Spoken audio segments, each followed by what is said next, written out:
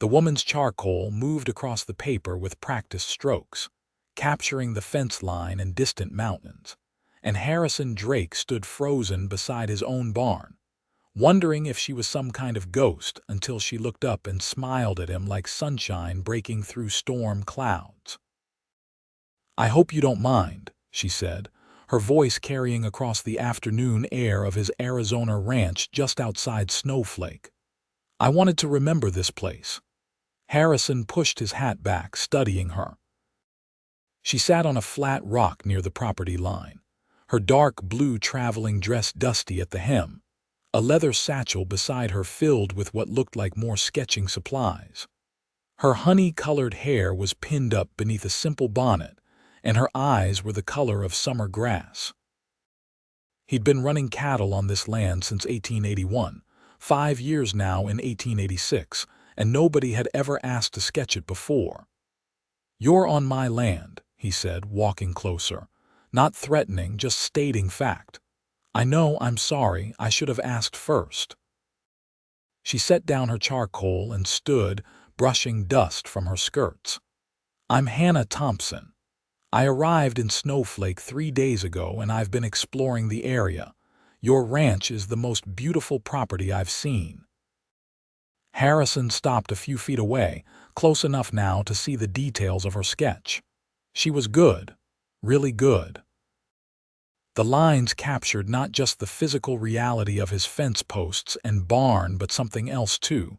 Something about the way the light hit the wood, the way the land rolled toward the horizon. "Harrison Drake," he said finally. "And I reckon if you're going to trespass, at least you're doing it with talent." Her laugh was unexpected, genuine, and warm. Is that permission to finish? He should say no. He should send her on her way. He had 100 things to do before sundown, including fixing that broken section of fence near the creek and checking on the new calf that had been born 2 nights ago. But something about the way she looked at his land, like it mattered, like it was worth remembering, made him nod. "Finish your drawing, but maybe next time you could ask first." "There won't be a next time," Hannah said quietly, returning to her rock and picking up her charcoal again. "I'm only in Snowflake temporarily." Harrison found himself curious despite his better judgment. "Passing through." Something like that. Her hand moved across the paper, adding shadows. "I'm an illustrator. I take commissions mostly, but I also travel and sketch places for my own collection. I've been all through Colorado and New Mexico. Arizona is my last stop before heading back east." "Back east to where?" "Boston. That's home. Boston. Might as well be another planet from here." Harrison watched her work for another moment, then forced himself to turn back toward the barn. He had work to do, and standing here watching a pretty woman sketch wasn't getting any of it done. But he found himself glancing back twice before he reached the barn door. The sun was lower in the sky when Hannah finally packed up her supplies. Harrison was mending fence near enough to see her stand, stretch her back, and carefully place the finished sketch in her satchel. She looked toward the barn as if debating whether to find him and say goodbye, then seemed to think better of it and started walking back toward town. He told himself to let her go, told himself it didn't matter. He followed her anyway, catching up on horseback when she was halfway down the dusty road that led to Snowflake proper. "It's a long walk," he said. "You should ride." Hannah looked up at him, shading her eyes against the slanting sunlight. "I don't mind walking. Maybe not. But it's going to be dark soon, and there's rattlesnakes on this road come evening." That made her hesitate. Harrison held out his hand. "Come on. I was headed into town anyway." It wasn't entirely a lie. He did need to pick up supplies from the general store before it closed. Hannah studied his face for a long moment, then reached up and took his hand. Harrison pulled her up behind him, and she settled onto the horse with the ease of someone who'd ridden before. Her hands gripped his waist lightly, and he tried not to think about how long it had been since he'd felt a woman's touch, even one as innocent as this. "Thank you," she said. "I didn't realize how far I'd walked until I started back." They rode in comfortable silence for a while, the horse's steady gait eating up the distance. Harrison could feel the warmth of her body behind him, smell the faint scent of lavender that clung to her clothes. "Why my ranch?" he asked finally. "There's plenty of pretty views around here." Hannah was quiet for so long he thought she might not answer. Then she said, "It looked like peace, like the kind of place where a person could build a real life. I wanted to remember that it exists somewhere, even if it's not for me." Something in her voice made Harrison's chest tighten. "What's waiting for you in Boston? An engagement. A practical marriage to a practical man who owns a practical shipping business." She said it without emotion, like reciting facts from a newspaper. "My father arranged it before he died last year. It's a good match. I'll be well provided for." "You don't sound excited about it." "Excitement isn't really the point, is it? It's about security, stability. My mother died when I was 12. My father made sure I'd be taken care of after he was gone. This was his way of doing that." Harrison thought about his own parents, dead from fever within days of each other when he was 19. He'd taken the small inheritance they'd left and pushed west, determined to build something of his own. The ranch had been raw land when he'd started, nothing but grass and hope. Now it was home. "Seems like a person ought to have some say in their own life," he said. "That's an easy thing to say when you're a man with land and freedom. It's different for women. We have to be more practical." They'd reached the outskirts of Snowflake, where the scattered houses began to cluster closer together. The town wasn't large, maybe 300 people on a good day, but it had everything a community needed: general store, church, saloon, doctor's office, and a small hotel where travelers could stay. "Where are you lodging?" Harrison asked. "Mrs. Patterson's boarding house near the church." He knew the place, a tidy white house where the widow Patterson took in travelers and made the best apple pie in the territory. Harrison guided his horse down the main street, tipping his hat to old Mr. Chen, who was sweeping the front of his laundry, and to Sarah Matthews, who was walking home with her 2 young children. When they reached the boarding house, Harrison dismounted first, then helped Hannah down. Her hands rested on his shoulders briefly as she found her footing, and for a moment they stood close enough that he could see gold flecks in her green eyes. "Thank you for the ride," she said, "and for letting me finish my sketch." "You're welcome to come back," Harrison heard himself say. "To sketch, I mean, if you want to before you leave." Hannah's smile was sad. "I don't think that would be wise." She was probably right. Harrison watched her walk up the steps to the boarding house, then mounted his horse and headed for the general store before it closed. But lying in his bed that night, alone in the ranch house he'd built with his own hands, he couldn't stop thinking about green eyes and the sadness in her voice when she talked about her practical marriage. The next morning brought work like always. Harrison rose before dawn, fed the horses, checked on his small herd of cattle spread across the grazing land. The new calf was doing well, nursing strong from its mother. He fixed the fence section he'd meant to get to yesterday, then rode out to check the water situation at the creek that ran through the eastern portion of his property. It was afternoon when he saw her again. Hannah sat in almost the same spot as before, but this time she was sketching the mountains, her hand moving in quick, confident strokes. Harrison felt something warm bloom in his chest at the sight of her. "Thought you said there wouldn't be a next time," he called out as he rode closer. She looked up and damned if her face didn't light up when she saw him. "I changed my mind. Besides, you did say I was welcome." Harrison dismounted, ground tying his horse. "So I did. What are you drawing today? The Mogollon Rim, the way the shadows play across the rock face." "It's extraordinary." She gestured to the distant mountains that formed a dramatic backdrop to his property. "You must never get tired of looking at this view." "I reckon I take it for granted most days," Harrison admitted, settling onto the ground near her rock. Not too close, but near enough to see her work. "When you're worried about water and cattle prices and whether you'll make it through the winter, you don't spend a lot of time admiring scenery." "That's sad," Hannah said softly.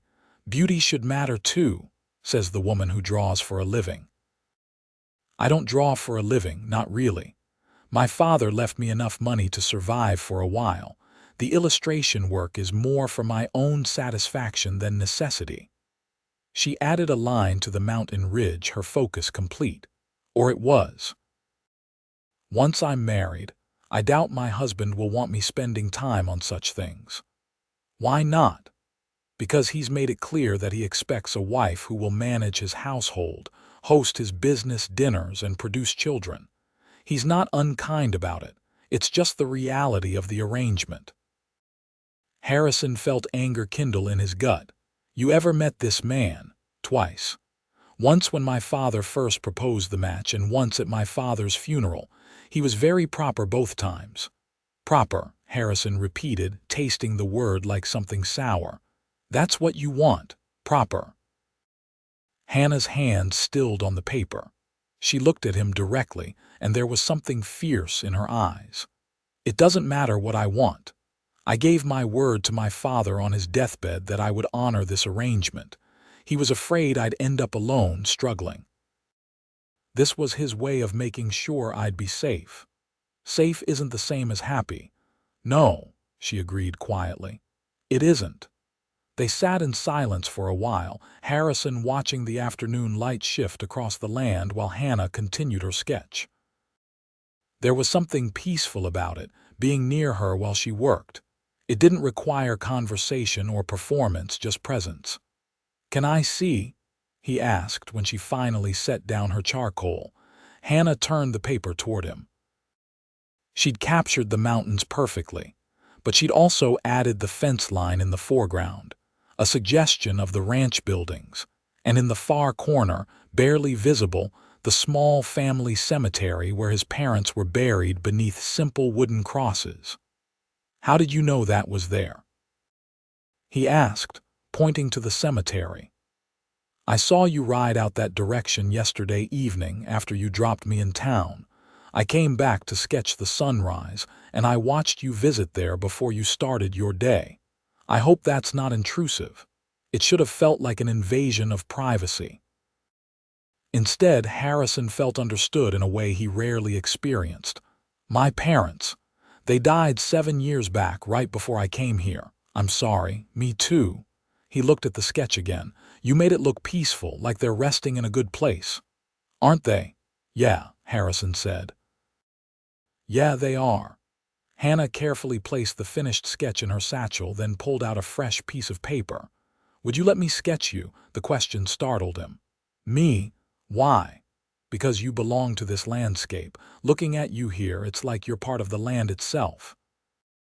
"I'd like to capture that." She met his eyes. "If you don't mind." Harrison should have said no, should have made an excuse about work needing done, but he found himself nodding. "All right. What do you want me to do?" "Just be natural. Sit how you're comfortable." He settled back against a boulder, one knee drawn up, his hat tilted to shade his face. Hannah's eyes moved over him with an artist's assessment, clinical and focused. Then she began to draw. "Tell me about the ranch," she said while she worked. "How you came to be here." So Harrison talked. He told her about growing up in Kansas, about losing his parents, about the grief and anger that had driven him west. He told her about the first winter in a canvas tent while he built the house, about the struggles to establish his herd, about the satisfaction of seeing something grow from nothing but determination and work. Hannah drew and listened, occasionally asking questions that made him dig deeper than the surface of the story. By the time she finished, the sun was lowering toward evening, and Harrison felt like he'd revealed more of himself than he had to anyone in years. "Done," Hannah said, turning the paper toward him. Harrison stared. She'd caught something in his face, in the set of his shoulders, that he didn't quite recognize. He looked strong in her drawing, but also lonely. Content, but isolated. It was uncomfortable seeing himself so clearly. "That's what you see when you look at me?" he asked. "That's what's there," she said gently. "A good man who's built something worth having, but who might be wondering if land and cattle are enough." Harrison stood abruptly. "I should get you back to town before dark." If Hannah noticed his sudden shift in mood, she didn't comment on it. She packed her supplies and accepted his hand up onto the horse. They rode toward Snowflake in silence, but this time it wasn't comfortable. Harrison's thoughts churned like storm clouds. He barely knew this woman.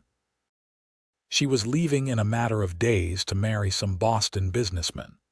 There was no point in feeling anything beyond casual friendliness.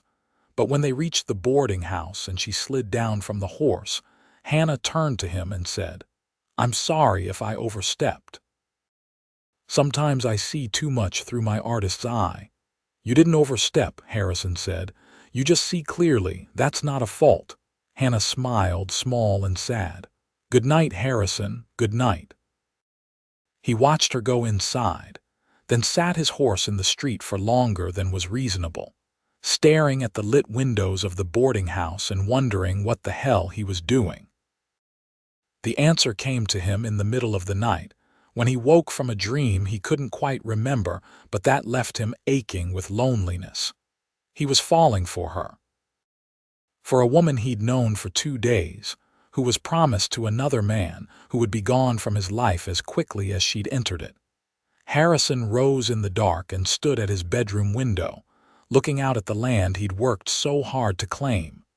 Beautiful land, just like she'd said, but empty of anything beyond cattle and horses and the occasional visit from neighbors.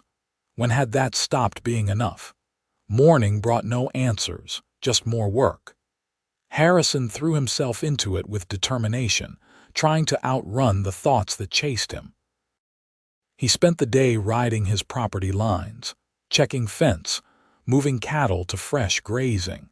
Physical labor that left him exhausted but didn't quiet his mind. He told himself he wouldn't ride past the spot where Hannah liked to sketch. Told himself he'd stay away, let her finish her time in Snowflake without complication. But when the afternoon shadows grew long, he found his horse headed in that direction anyway. She wasn't there. Harrison felt disappointment hit him like a physical blow, which was ridiculous. She had no obligation to be there, no reason to spend every afternoon on his land. He was turning to leave when he heard his name called. Hannah was walking up from the creek, her skirts wet at the hem, her hair loose around her shoulders. "I was down at the water," she called. "The light on the current is spectacular. I've been trying to capture it, but water is tricky." Harrison's heart was beating too fast. She'd let her hair down. It fell in waves past her shoulders, catching copper and gold in the afternoon sun. "You're staring," Hannah said, a faint blush coloring her cheeks. "Sorry, you just look different with your hair down. The pins were giving me a headache." She walked closer, her sketch pad tucked under one arm. "I didn't expect you today. I thought maybe yesterday was too much, too personal." "Maybe it was," Harrison admitted, "but I came anyway." Hannah's eyes searched his face. "Why?" "Because I can't stop thinking about you. Because in 2 days you've made me question everything I thought I knew about my life. Because the idea of you leaving feels like losing something I didn't know I needed." But he couldn't say any of that. Instead, Harrison said, "Because I like talking to you. Because it's nice having someone see this place the way you do. Because you're interesting and I don't meet many interesting people out here." "Just interesting?" Hannah asked softly. "You want me to be honest, always?" Harrison dismounted, standing close enough to see the pulse beating at her throat. "You're more than interesting. You're talented and brave, and you see things other people miss. And I know I have no right to feel anything, but I can't seem to help it." Hannah's breath caught. "Harrison, I know. You're engaged, you're leaving, I know all of that, but you asked for honest." He dragged a hand through his hair, frustrated with himself. "I'm not trying to make this harder for you. I just don't seem to be able to pretend I don't feel something." "And what if I told you I feel it too?" Hannah's voice trembled. "What if I told you that I've barely slept since I got here because I can't stop thinking about a rancher with kind eyes who let a stranger trespass on his land? What then?" Harrison's whole body went still. "Hannah, I've never believed in love at first sight," she continued, words tumbling out now like she'd been holding them back. "I've always been practical, just like everyone expects. But then I saw your ranch and something in me just knew. This is what I've been looking for, this feeling, this place. You. You can't know that after 2 days. Can I? You just said you feel it too." Harrison reached out, his hand hovering near her face, not quite touching. "Your father made you promise. You said you gave your word." "I did." Hannah closed the distance, her cheek pressing against his palm. "I thought honor meant keeping promises no matter the cost. But what about being honest? What about not lying to a man by marrying him when my heart is somewhere else?" "Your fiancé," Harrison made himself say. "What's his name?" "Edmund Hartford. He's 42 years old, never been married. He wants a wife who will be a credit to his business and his social standing. When I met him, I thought that would be enough. Security, stability, a good home. But that was before I knew what it felt like to want to stay somewhere, to want someone." Her eyes shimmered with unshed tears. "My stagecoach leaves day after tomorrow. I'm supposed to go back to Boston, marry Edmund in September, and spend the rest of my life being practical and proper and safe." Harrison's thumb brushed across her cheekbone. "What do you want to do?" "I want to stay," Hannah whispered. "I want to sketch your ranch every day for the rest of my life. I want to know what it's like to build something real with someone who sees me. I want to be brave enough to choose happiness over security." "That's a big risk. I know. You barely know me. I could be making assumptions about things between us that aren't real. I could be throwing away my whole future for a feeling that might disappear in a week." Harrison's other hand came up to frame her face. "Or it might not. Or it might not," she agreed. They stood frozen in that moment, the world narrowed down to just the two of them and the choice hanging between them. Harrison knew he should be sensible. Should tell her to go back to Boston, marry her practical businessman, take the safe road. He had no business asking a woman to give up everything for a rancher she'd known for 2 days. But then Hannah said, "Ask me to stay. Please. Just ask me and I'll find the courage." "Stay," Harrison said, and then he was kissing her and she was kissing him back, and nothing in his life had ever felt more right. It was a long kiss, sweet and desperate and full of promise. When they finally broke apart, both breathing hard, Harrison rested his forehead against hers. "We're crazy," he said. "Completely," Hannah agreed. "You're giving up a lot. I'm gaining more." Harrison pulled back enough to look at her properly. "I need you to be sure, really sure. Because if you stay, I'm going to do everything in my power to make you happy for the rest of your life. I'm going to love you the way you deserve, but I need to know you won't regret it." Hannah's smile was bright as sunrise. "The only thing I'd regret is leaving and spending my life wondering what could have been. Yes, Harrison, I'm sure." They stood there grinning at each other like fools while the Arizona sun painted the sky orange and pink. Finally, Harrison said, "I should get you back to town. You need to send a telegram to Boston. And tell Mrs. Patterson I'll be staying longer than planned." Hannah gathered her supplies, then paused. "Where will I stay? I can't stay at the boarding house indefinitely, and I can't live on your ranch unchaperoned. The scandal would be terrible." Harrison thought fast. "Sarah Matthews. You met her yesterday when we rode through town. She and her husband own the farm just south of here. She's a good woman, fair-minded. Maybe she'd take you on as a boarder for a while. And he added, feeling his face heat, once we're married, it won't matter anyway. Married, Hannah repeated, testing the word. How long do we need to wait before that won't cause even more scandal? In Boston, probably months. Out here, Harrison grinned. Nobody much cares as long as we're respectable about it. A few weeks of proper courtship should be enough to satisfy the church ladies. Less if we're lucky. They rode double back to Snowflake. Hannah's arms wrapped around Harrison's waist, both of them talking and planning and occasionally falling into awed silence at the enormity of what they were doing.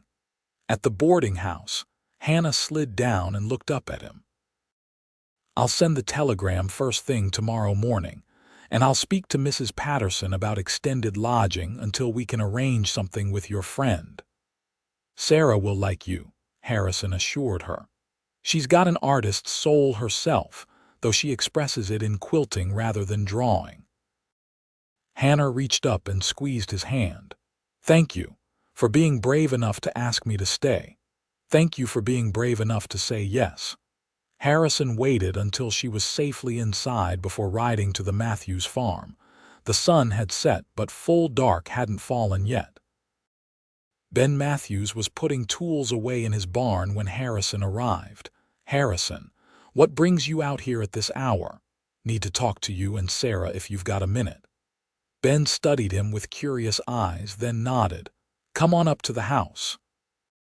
Inside, Sarah was clearing dinner dishes while their two children played with carved wooden animals on the floor. She looked up in surprise when Harrison entered. Harrison Drake, I haven't seen you at a social visit in months. What's the occasion?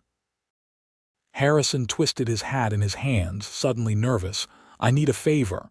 A big one. Sarah and Ben exchanged glances. Sit down, Sarah said. Tell us what's going on. So Harrison told them. About finding Hannah sketching his ranch, about the connection that had sparked between them, about her engagement in Boston and her decision to stay, about needing a respectable place for her to live during their courtship. When he finished, Sarah was smiling and Ben looked amused. That's some story, Ben said. You sure about this? 2 days is awfully fast to know you want to marry someone. I'm sure, Harrison said simply. Sarah reached across the table and patted his hand. Then she can stay with us. We've got the spare room since Ben's mother passed. It'll be nice having another woman around and the children will love the company. Her eyes sparkled. Besides, it's the most romantic thing I've heard in years. Of course we'll help. Relief flooded through Harrison. Thank you, both of you. I can pay for her room and board. We'll work that out later, Ben said. Why don't you bring her by tomorrow so we can meet her properly? Harrison left the Matthews farm feeling like his life had suddenly shifted onto an entirely new track. 24 hours ago, he'd been a solitary rancher content with his routine. Now he was planning a marriage to a woman he barely knew but couldn't imagine living without. That night, he lay awake planning. His house was solid but small, just 2 bedrooms and a main room that served as kitchen and living space. He'd need to expand it before winter, add at least 1 more bedroom, maybe a proper dining area. The barn was in good shape but could use new roof shingles. He'd need to increase his herd too, bring in more income to support a family. A family. The thought filled him with wonder and terror in equal measure. He must have finally slept, because morning arrived with golden light streaming through his window and a rooster crowing in the yard. Harrison rose and went through his morning chores with unusual energy, then cleaned up and rode into Snowflake.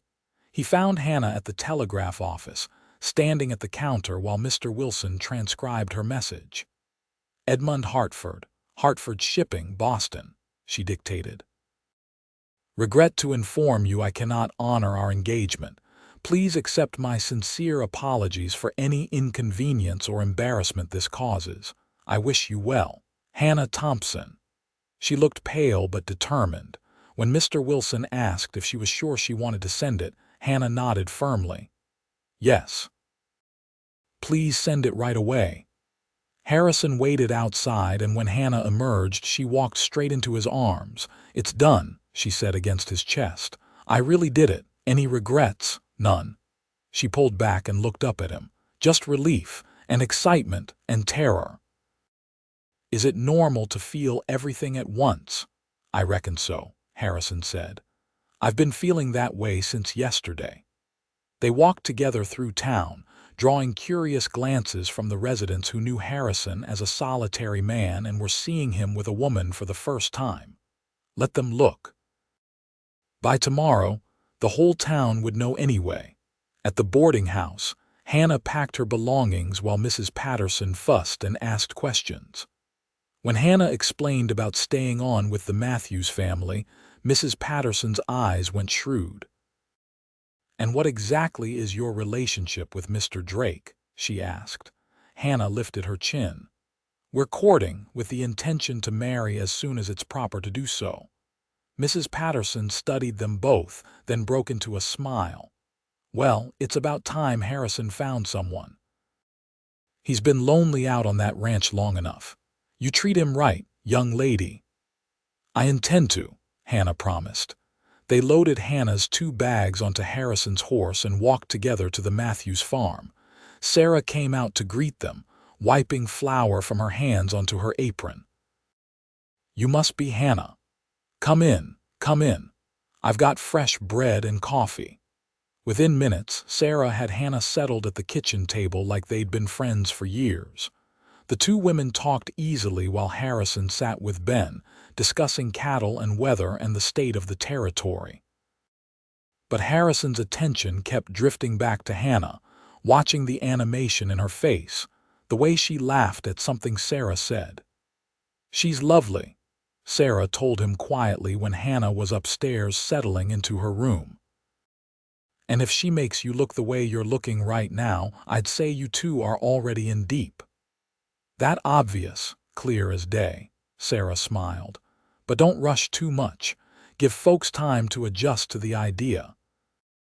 Another few weeks won't hurt, and it'll give you time to really get to know each other beyond the initial excitement. Harrison knew she was right, but every part of him wanted to bypass the waiting and get to the part where Hannah was his wife, living in his home, building a life together. The days that followed fell into a pattern. Harrison worked his ranch during the mornings, then rode to the Matthews farm each afternoon. Sometimes he and Hannah would go for walks, chaperoned by Sarah or one of the children. Sometimes they'd sit on the porch while Hannah sketched, and Harrison worked on small repairs or just talked with Ben. Every moment together deepened what was between them. Harrison learned that Hannah had grown up in Boston, but had always felt constrained by city life. That her mother's death had devastated her father, leaving him overprotective and fearful. That she'd learned to draw as a way of escaping into beauty when grief made the world too heavy. Hannah learned that Harrison had an older brother who'd stayed in Kansas to run the family farm, that they wrote letters twice a year, but hadn't seen each other in 7 years. That Harrison had been engaged once before, when he was 21, to a girl named Mary who decided she didn't want the uncertainty of Western life and had married a banker instead. That he'd thought himself content with solitude until Hannah showed him what he'd been missing. They talked about everything. About faith and doubt, about the land and its demands, about children and what kind of parents they hoped to be. About fear and courage, and the strange leap of trusting someone you barely knew. 3 weeks after Hannah's arrival in Snowflake, Harrison went to speak with Pastor Wilson at the church. I want to marry Hannah Thompson, he said, soon as is proper. Pastor Wilson, a man in his 50s with kind eyes and a practical nature, studied Harrison over his desk. I've been watching you too, the whole town has. You seem genuinely attached. More than attached, I love her. I want to build a life with her. And she feels the same. Yes, Pastor Wilson leaned back in his chair. It's fast, Harrison. I won't pretend it isn't. But I've also seen couples court for years and still not show the kind of connection you two have. If you're both certain, I can post the banns this Sunday and marry you in 3 weeks. That'll give folks time to adjust and make preparations. 3 weeks felt like an eternity, but Harrison nodded. That works. Thank you, Pastor. That evening, he drove Hannah out to his ranch in the wagon he'd borrowed from Ben. He'd spent the morning cleaning the house until it shone, putting fresh flowers in a jar on the table, making everything as presentable as possible. I want you to see it properly, he explained as they approached. The house, the land, all of it. You're agreeing to share this life. You should know what you're getting. Hannah looked around with bright eyes as Harrison helped her down from the wagon. He showed her everything. The barn with its neat stalls, the chicken coop, the garden plot where he grew vegetables in the summer, the creek that provided water, the rolling pasture where cattle grazed, the mountains rising in the distance. Finally, he showed her inside the house. It was simple. Wooden floors, plain furniture he'd made himself, minimal decoration. A bachelor's space, functional and clean but not particularly warm. Hannah walked through slowly, touching the back of a chair, examining the cookstove, standing in the doorway of what would be their bedroom. When she turned back to him, there were tears on her cheeks. It's perfect, she said. It's plain, Harrison corrected. Nothing fancy. It's honest. Real. It's everything I've been looking for without knowing I was looking. She crossed back to him, taking his hands. I can see us here, Harrison. I can see building something beautiful together. He kissed her then, longer and deeper than the stolen moments they'd managed under Sarah's watchful eye. When they broke apart, both breathing hard, Harrison said, I talked to Pastor Wilson. We can marry in 3 weeks if you're willing. 3 weeks sounds perfect. It'll be simple, he warned. I don't have much saved for fancy things. I don't need fancy, I just need you. They sat on the porch as the sun set, Harrison's arm around Hannah's shoulders, both of them looking out at the land they'd soon share. Hannah pulled out her sketch pad and began drawing again, capturing the view from this new angle. What will you do with all these sketches? Harrison asked. Keep them. Show our children someday. This is the story of how we found each other. I want to remember every moment. Our children. The words sent a thrill through Harrison. He could picture it suddenly. Children running through this yard, Hannah teaching them to draw, him teaching them to ride. A real family. Something he'd stopped letting himself hope for. The next 3 weeks passed in a blur of preparation. Sarah helped Hannah sew a wedding dress from fabric they bought at the general store, simple white cotton with lace at the collar and cuffs. Ben and Harrison expanded the ranch house, adding a new bedroom and a larger kitchen area. Neighbors Harrison barely knew came by with gifts, quilts, dishes, tools, advice. Hannah spent her days at the Matthews farm helping Sarah while Harrison worked. But every evening he'd come by and they'd walk together, talking and planning and growing more certain of their choice. The night before the wedding, Harrison lay awake in his house, knowing that tomorrow night Hannah would be here beside him. It still felt like a dream, like something that couldn't possibly be real. But the expanded house, the new furniture he'd built, the ring he'd bought with precious savings, all of it testified to the reality of what was happening. He thought about Hannah's sketch of him, the one where she'd seen his loneliness before he'd fully acknowledged it himself. That man was gone now, replaced by someone with hope and purpose and love. The wedding took place in the small church on a Saturday morning in late September. Most of Snowflake turned out, curious about the fast romance and supportive of Harrison, who'd been a good neighbor for 5 years. Hannah walked down the aisle alone, carrying wildflowers Harrison had picked that morning, and she'd never looked more beautiful. Pastor Wilson kept the ceremony simple and heartfelt. When he asked if Harrison would take Hannah as his wife, Harrison's "I will" rang through the church. When he asked Hannah the same question, she looked straight into Harrison's eyes and said, "I will, for all my days." They exchanged the simple gold bands Harrison had bought, and when Pastor Wilson pronounced them husband and wife, Harrison kissed her while the congregation applauded. The reception was held at the church hall, with food contributed by various families. There was music and dancing and well wishes. Sarah Matthews hugged them both, laughing and crying at the same time. Ben shook Harrison's hand and told him he'd married above his station, which Harrison freely admitted. As the sun began to set, Harrison and Hannah slipped away in the wagon, heading for the ranch that was now their home together. Hannah had changed into a traveling dress, and she sat close beside Harrison on the wagon seat, his arm around her. "Mrs. Drake," Harrison said, testing out the sound of it. "I like it," Hannah said. "Hannah Drake. It sounds right." At the house, Harrison carried her over the threshold like tradition demanded, and they stood in the main room that was theirs now, truly theirs, looking at each other with wonder. "I'm nervous," Hannah admitted. "Me too." "That's probably normal for a wedding night, probably." Harrison touched her face gently. "We'll figure it out together. No rush. We have the rest of our lives." They took their time that night, learning each other with tenderness and care.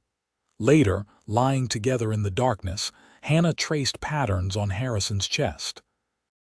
"Do you ever wonder what would have happened if I hadn't stopped to sketch your ranch that day?" she asked. "All the time. But I think you would have found your way here somehow. This was always where you were meant to be." "You believe in fate." "I believe in us," Harrison said. "Everything else is just details." Hannah lifted herself up on one elbow, looking down at him in the moonlight streaming through the window.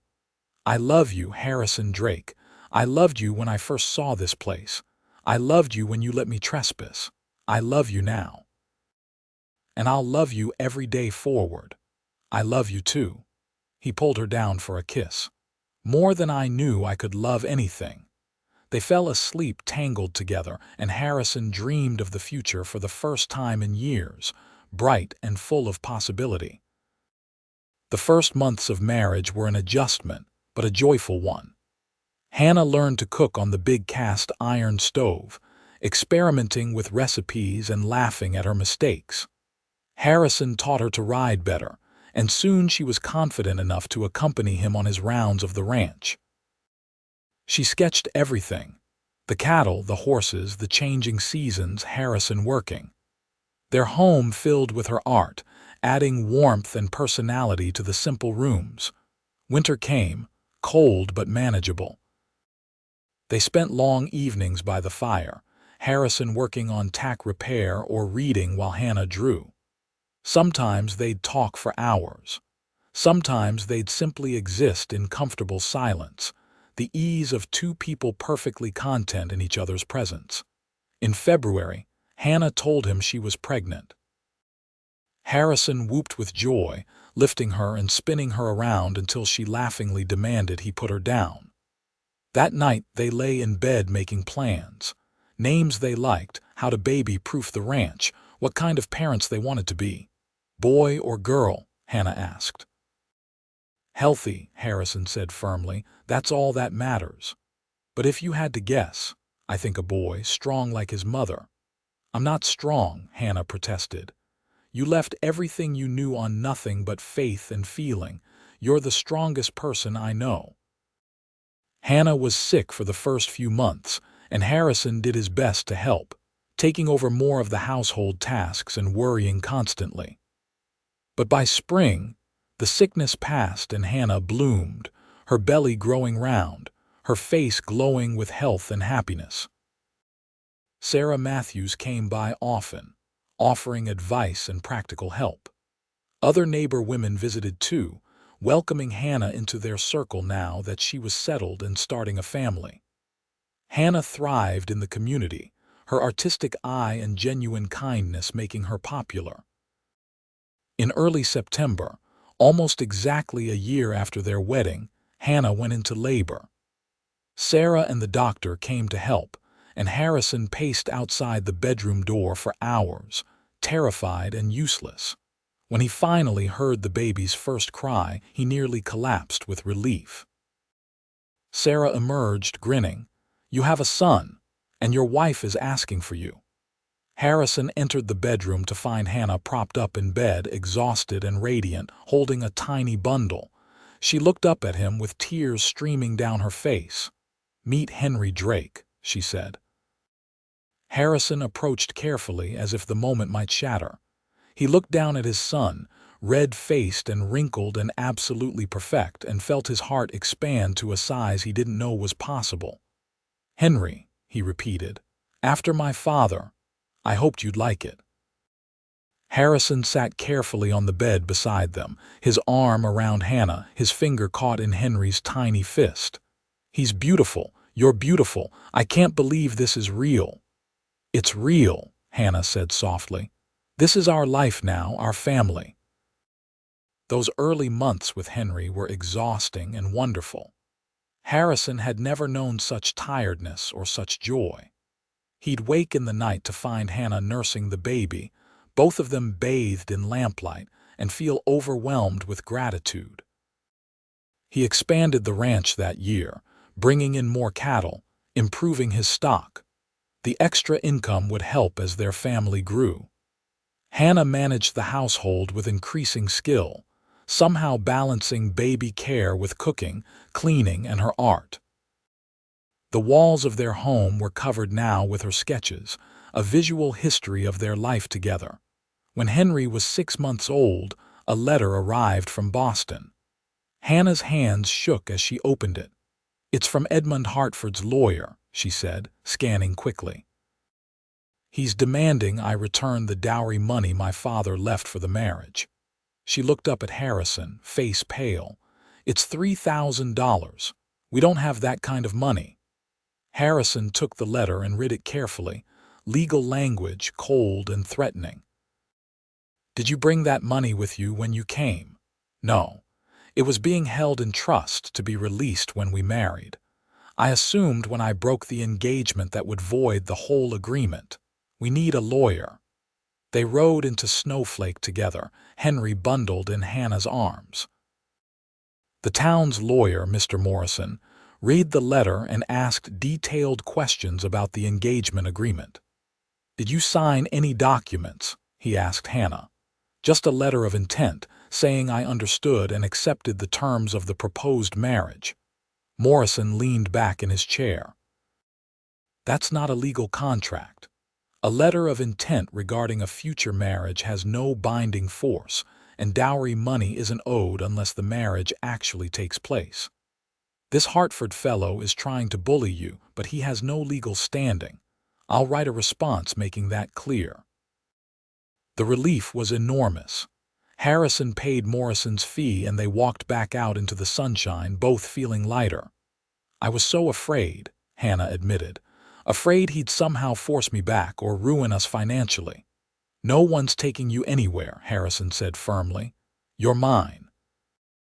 You're Henry's mother. This is your home and your life. No Boston businessman gets to change that." They heard nothing more from Edmund Hartford. Life continued in its rhythm, ranching, child-rearing, the steady building of something lasting. When Henry was 2, Hannah got pregnant again. This time she knew what to expect, and though the pregnancy was harder, she managed with grace. Their daughter was born in the spring, a tiny thing with Harrison's dark hair and Hannah's green eyes. "Eleanor," Hannah said, introducing her to Henry, who looked skeptical about this new addition to the family. They adapted to being a family of 4. Henry grew into a bright, curious boy who followed Harrison everywhere, wanting to help with every ranch task. Alina was quieter, content to sit and watch the world with solemn eyes. Hannah still sketched, now with children at her feet, capturing moments of family life with the same skill she'd once used on landscapes. Their home was full of noise and laughter and the organized chaos of young children. 5 years after their wedding, Harrison stood on his porch at sunset, watching Hannah in the garden with both children. Alina was picking flowers. Henry was helping by digging holes in places they definitely didn't need holes, and Hannah was laughing at something Henry said. This was what she'd seen that first day, Harrison realized.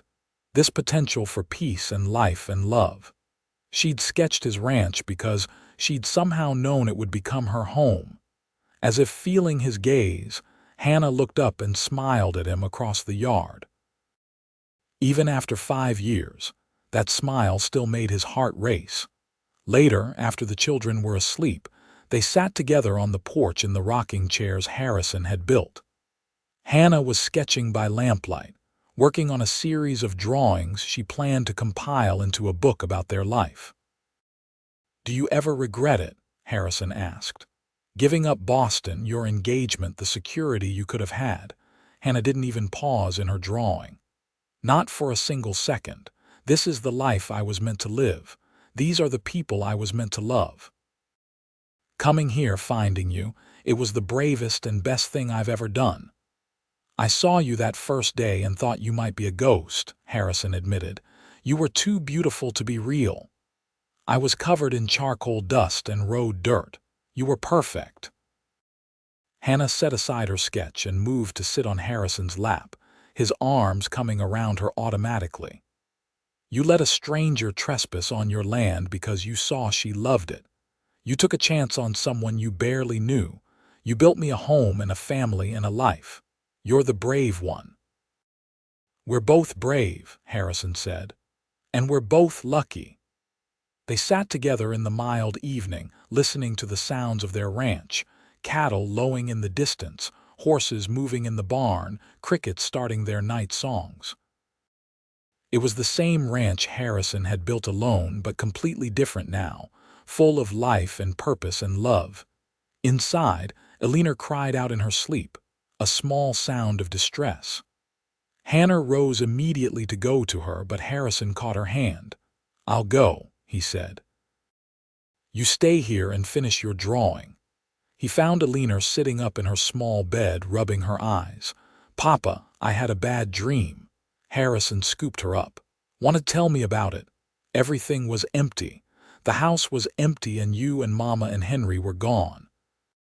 "That won't happen," Harrison promised, settling into the rocking chair in the children's room with Alina in his lap. "We're all here and we're staying here. You're safe." Alina yawned, already relaxing back into sleep. "Tell me the story." "Which story?" "How you and Mama met."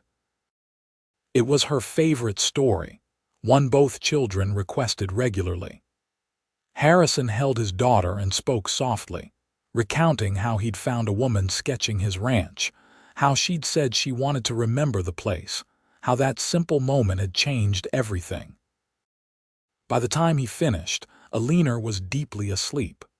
Harrison carried her back to bed, tucked her in, then checked on Henry, who was sprawled across his bed in the boneless way of young children, his family, his life. Harrison returned to the porch to find Hannah had finished her sketch. She turned it to show him, a simple drawing of the view from their porch. The yard, the barn, the mountains in the distance, and in the foreground, 2 rocking chairs side by side. "For the book?" he asked. "For us. So we remember this moment, this feeling, this piece we built together." Harrison pulled her close. "I don't need a drawing to remember, but I'm glad you're making them anyway." They stood together watching the stars emerge, the vast Arizona sky stretching endlessly above them. The same sky Hannah had seen that first day when she'd chosen to sketch this place. The same sky under which they'd married, raised children, built a life. "I love you," Hannah said. "I love you too." Simple words, but they contained everything: gratitude, commitment, joy, and the deep contentment of two people who'd taken a wild chance on each other and found it was the sanest decision they'd ever made. The years continued to unfold with their mixture of challenge and blessing. Drought came one summer, testing Harrison's carefully managed water resources. Hannah's quick thinking to dig additional irrigation channels from the creek saved most of their crops. The following winter was brutal, with snow that lasted for weeks, and they survived by helping each other and their neighbors, sharing resources and labor. Henry grew into a capable young man who loved ranching as much as his father. Eleanor developed a talent for drawing that rivaled her mother's, spending hours sketching the animals and landscape. When Henry was 12 and Eleanor 10, Hannah gave birth to twins, two boys they named James and Thomas. The house had to be expanded again to accommodate the growing family. Harrison and Henry worked together on the addition, and Harrison taught his son the skills his own father had taught him: carpentry, animal husbandry, the careful stewardship of land. Hannah continued her art, now teaching Eleanor while managing the chaos of 4 children. She'd compiled 3 books of her sketches, and a publisher in Santa Fe had expressed interest in printing them. It was a small thing, but it validated her talent and made her proud. When the twins were 5, a young couple stopped at the ranch looking for work. The man, David, was a capable ranch hand, and his wife, Ann, was a skilled cook and seamstress. Harrison hired them, glad for the help as his own children were still too young to manage full workloads. The ranch prospered. Harrison's careful breeding program had produced some of the best cattle in the territory, and buyers came from as far as Phoenix to purchase his stock.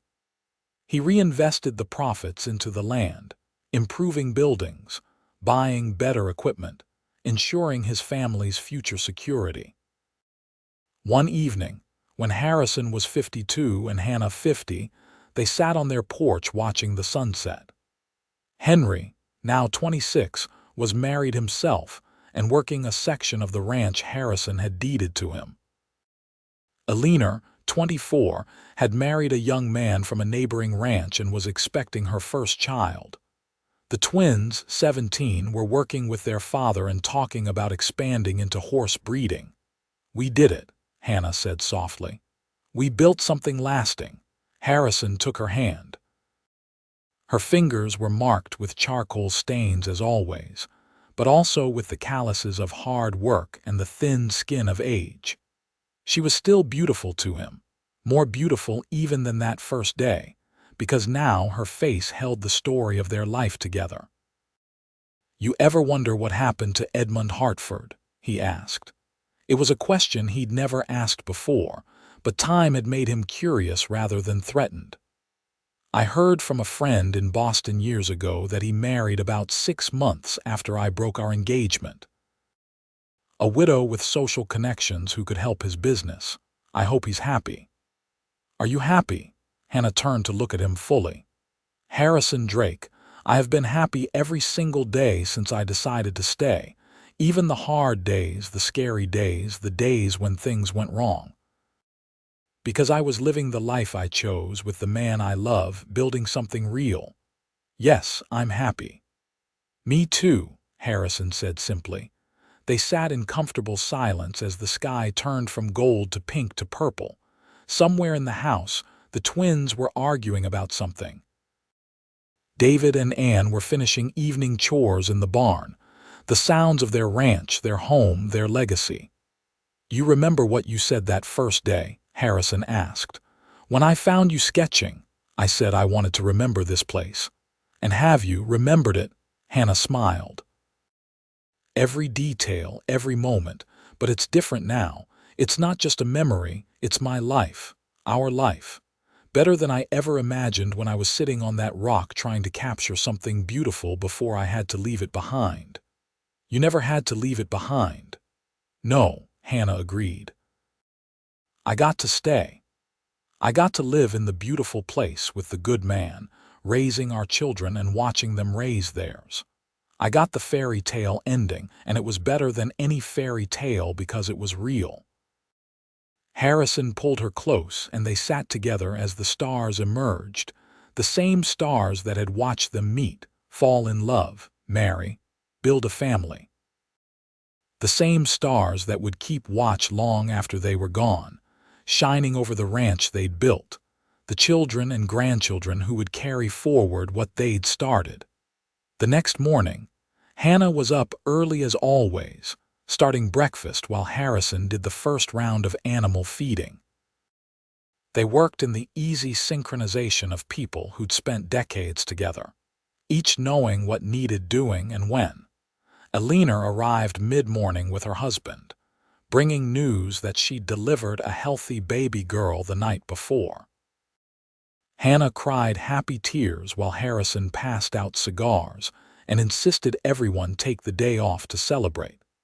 They gathered at Alina's house that afternoon, 3 generations of Drakes crowding into the small front room to meet the newest member of the family. Hannah held her granddaughter with practiced ease, and Harrison stood behind his wife, looking over her shoulder at the tiny face. "What's her name?" Hannah asked. "Grace Hannah," Alina said. "For the grace that brought you and Papa together, and for you, Mama. We hope she'll be as brave and talented as her grandmother." Hannah looked up at Harrison with tears in her eyes. "Our granddaughter. First of many, I expect," Harrison said, smiling at Henry and his wife, who were expecting their own child soon. That evening, back at their own ranch, Harrison and Hannah prepared for bed. They moved slowly now, their bodies marked by years of hard work and life, but still in sync with each other. "I want to show you something," Hannah said, pulling out a large leather portfolio from the trunk at the foot of their bed. Inside were all the sketches she'd made that first week in Snowflake. The ranch from different angles, the mountains, the creek, and that first drawing of Harrison himself, the one that had seen his loneliness so clearly. "I look at these sometimes," Hannah said, "when I need to remember how far we've come. Look at you in this one. You can see it in your face, the isolation. And look at you now." Harrison studied the drawing, seeing what she meant. That man had been alone, uncertain if his hard work building the ranch was enough. The man he was now knew beyond doubt that it was enough, because it had brought him Hannah and everything that followed. "Keep it," he said, "for the children and grandchildren, so they know where they came from." "I'm making a final book," Hannah said. "The complete story from these first sketches through to Grace's birth. Everything we've lived together. A legacy. Our legacy." They lay in bed together, Harrison's arm around Hannah, her head on his chest. Through the window they could see stars and the dark shapes of the mountains beyond. "If you could go back," Harrison said quietly, "and give that young woman sitting on the rock some advice, what would you tell her?" Hannah thought for a long moment. "I'd tell her to trust her instincts. That when something feels right in your soul, even when it makes no practical sense, you should be brave enough to follow that feeling. I'd tell her that security isn't the same as happiness, and that love is always worth the risk. What if she'd made the wrong choice? What if it hadn't worked out? But it did work out. We made it work out by choosing each other every day through good times and bad. That's the real secret, isn't it? Love isn't just the big, dramatic moment of choosing. It's all the small moments afterward, the daily decision to keep choosing the same person." Harrison kissed the top of her head. "I'd choose you again. Every time, every way. Best decision I ever made was asking you to stay. Best decision I ever made was saying yes." They drifted into sleep, and Harrison dreamed of that first day again. But this time, when he found Hannah sketching his ranch, he could see their whole future spreading out ahead of them like the Arizona landscape.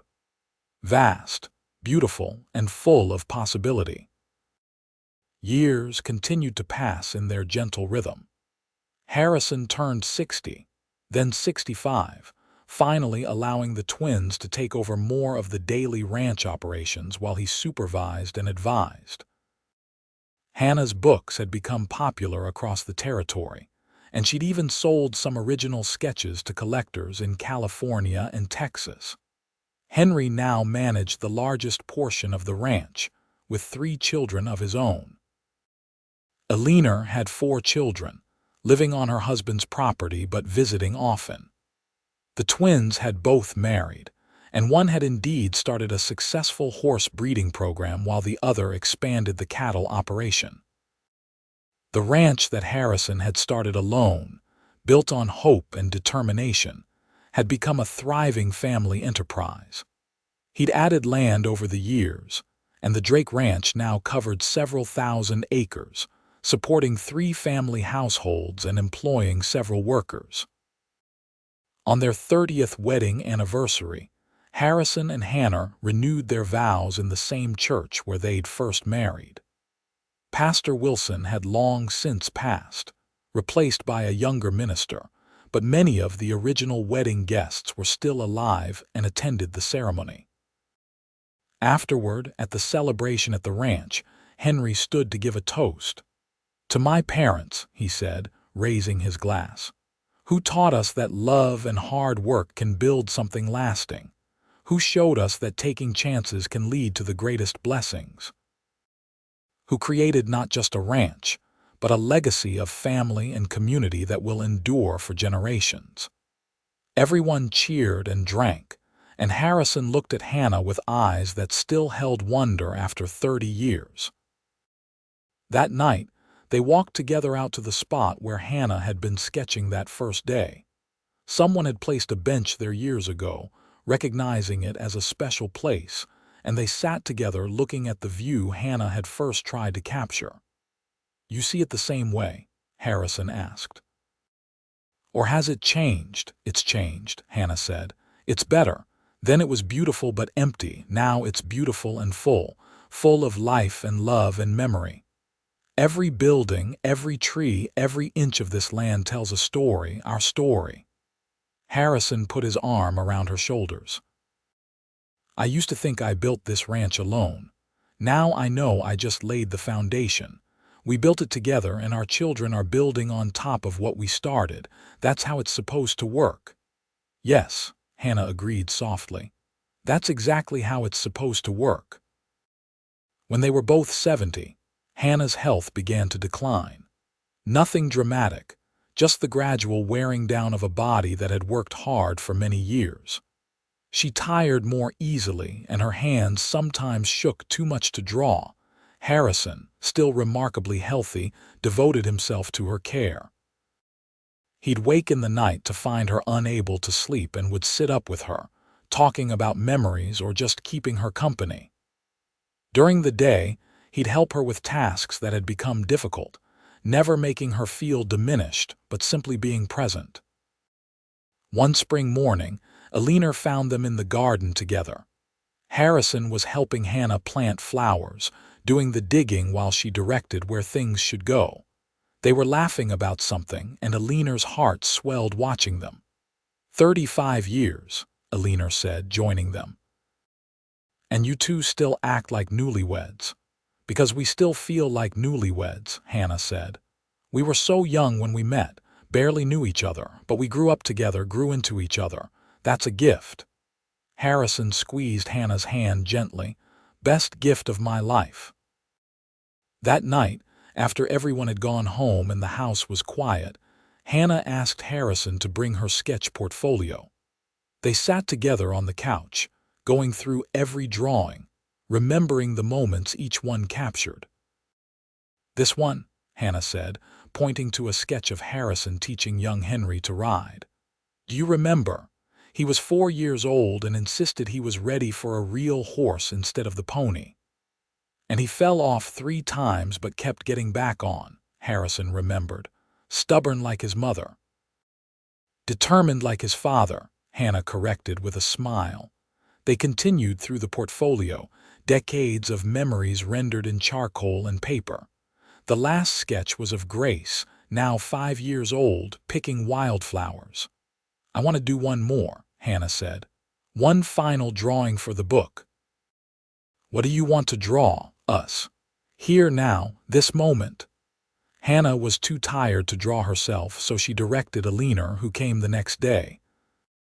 Eleanor sketched while Hannah described exactly what she wanted.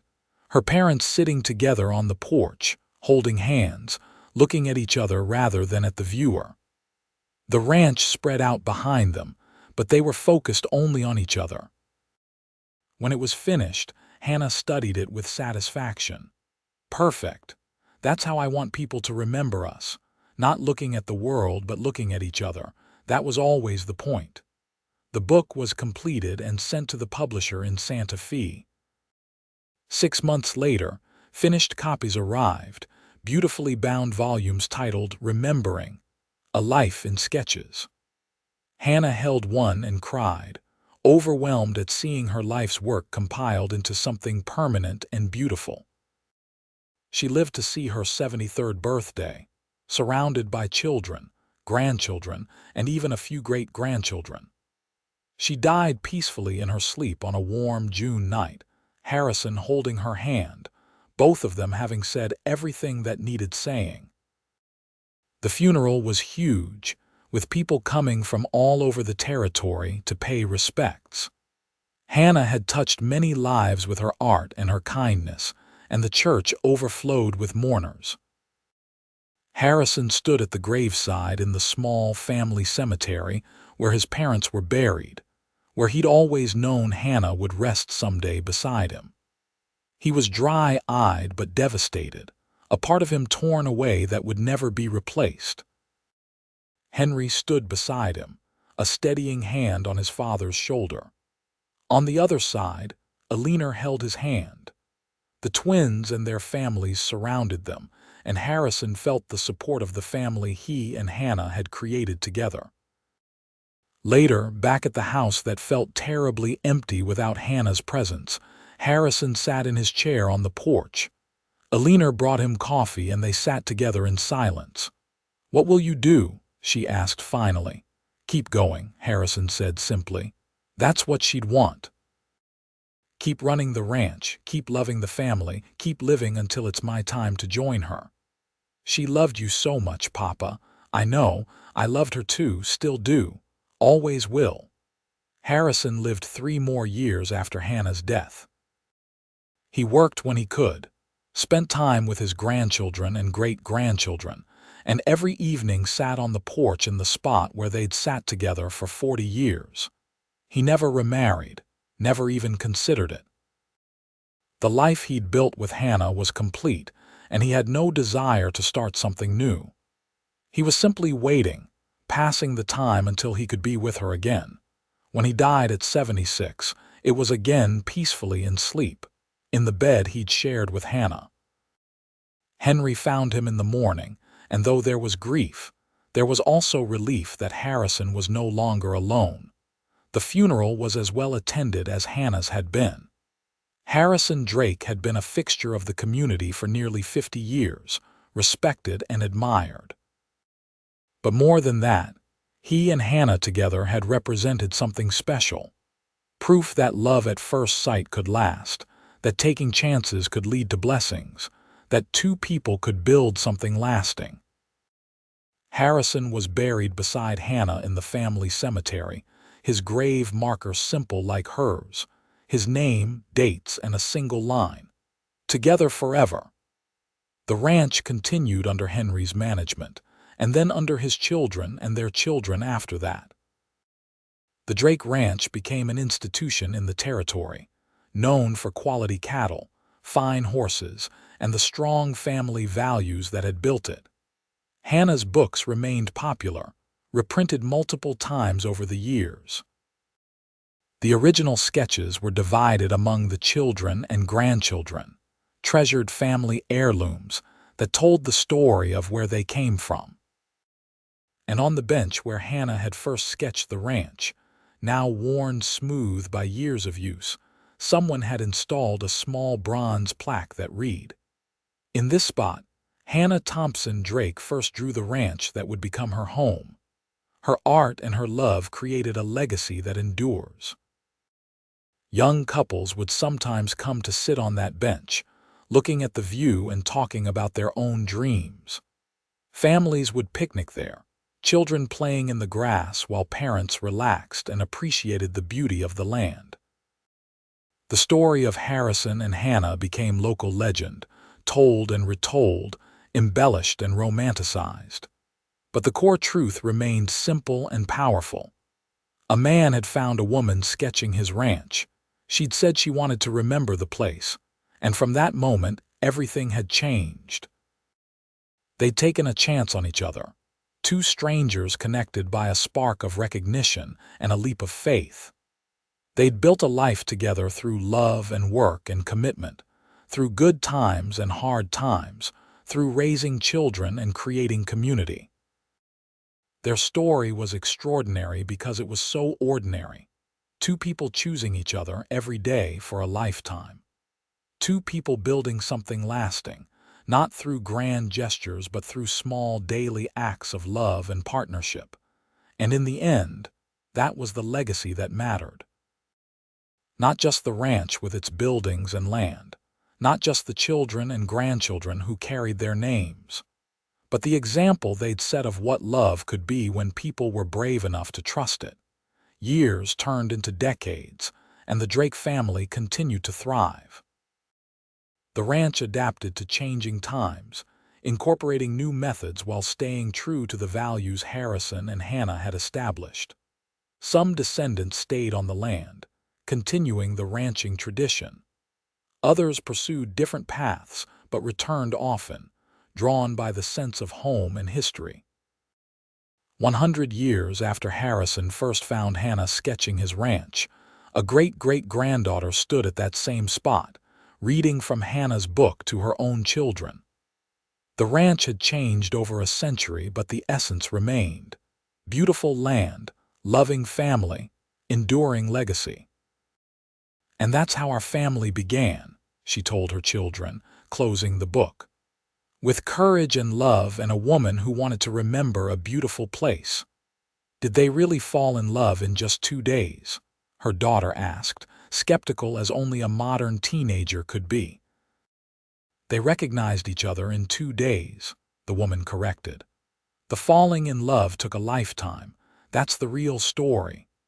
She looked out at the view Hannah had sketched so long ago, still beautiful, still worth remembering. The mountains remained unchanged, the land endured, and the story lived on. Because that's what love does when it's real. It doesn't just create a moment. It creates a legacy that ripples forward through time, touching lives that will never know the original lovers but feel their influence nonetheless. Harrison and Hannah Drake had loved each other for 43 years of marriage and would love each other through eternity. They'd built something that lasted, not just in land and buildings, but in the hearts and lives of everyone who came after them. And it all started with a simple moment. A woman sketching, wanting to remember a place that would become her home forever.